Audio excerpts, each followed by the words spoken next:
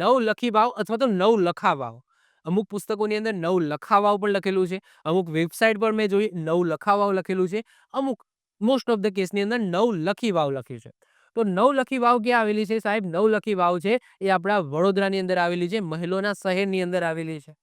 તો ગુજરાતમાં સૌથી પ્રતિષ્ઠિત મહેલોમાંના એક લક્ષ્મી વિલાસ પેલેસ. આ લક્ષ્મી વિલાસ પેલેસની પાસે આ નવલખી વાવ જોવા મળશે. અને એકચ્યુઅલી આ નવલખી વાવની એનો ઉપયોગ જ છે ને એ લક્ષ્મી વિલાસ પેલેસમાં પાણીનો સંગ્રહ કરવા અને સેવા આપવા માટે થતો હતો. મેન ઉદ્દેશ્ય જે હતો કે આ લક્ષ્મી વિલાસ જે પેલેસ છે એની અંદર પીવાનું પાણી મળી રહે, સાથે સાથે સેવા કાર્ય માટે પણ આ વાવ છે એ બનાવવામાં આવી હતી. ક્લિયર? તો ક્યાં આવેલી છે?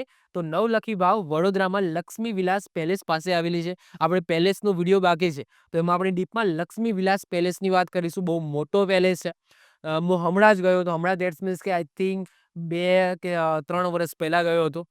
તમે જાઓ એટલે તમને ઇયરફોન આપી દેશે અને તમારે ઇયરફોન લગાવી દેવાના. એની અંદર ઇતિહાસ ચાલતો હોય અને તમને કહેશે કે આ જગ્યાએ જઈને ઊભા રહો, તમારી સામે આ બધી વસ્તુઓ દેખાય છે અને એનો ઇતિહાસ તમને કાનમાં સંભળાશે. તો બહુ સરસ મજાની વ્યવસ્થા કરવામાં આવી છે. તમે 1 નંબર 2 નંબર આ રીતના નંબર લખેલા છે અને તમને કહેશે 1 નંબર દબાવો એટલે કે 1 નંબરમાં જે પણ વસ્તુઓ મૂકેલી હોય એનો ઇતિહાસ તમને કાનમાં સંભળાશે કે આ રાજાઓ આનો ઉપયોગ કરતા હતા, આમ હતું તેમ હતું. તો સરસ મજાનું એનો વ્યવસ્થા કરવામાં આવી છે લક્ષ્મી વિલાસ પેલેસની અંદર. ચલો આવી જાઓ પાછા વાવ ઉપર.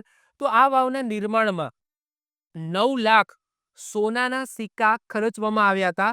એટલા માટે આ જે વાવ છે એને નવલખી વાવ કહેવામાં આવે.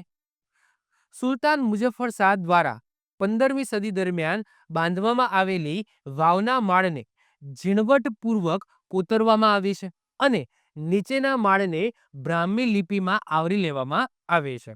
તો કોને બંધાવી અથવા તો આનું જે ઝીણવટપૂર્વક કાર્ય છે એ કોને કરાવ્યું હતું? તો સુલતાન મુઝફ્ફર શાહ દ્વારા કરાવવામાં આવ્યું હતું. તો જસ્ટ પણ પહેલા એટલું યાદ રાખી લો કે ભાઈ નવલખી વાવ છે ક્યાં આવેલી છે સાહેબ? વડોદરાની અંદર આવેલી છે અને એનું મુખ્ય કાર્ય છે એ ક્યારે થતું હશે? તો એનું મુખ્ય એનો ઉદ્દેશ્ય જે હતો કે જે લક્ષ્મી વિલાસ પેલેસ છે એમાં પીવાનું પાણી મળી રહે, સાથે સાથે સેવાના કાર્યો માટે પણ આ વાવ છે એ બાંધવામાં આવી હતી. આવી જ રીતના ઓછા સમયની અંદર મહત્વપૂર્ણ નોલેજ મેળવવા માટે અને મને સપોર્ટ કરવા માટે આજે જ આપણી યુટ્યુબ ચેનલ ટીચિંગ કિશન ક્લિપને સબસ્ક્રાઇબ કરો.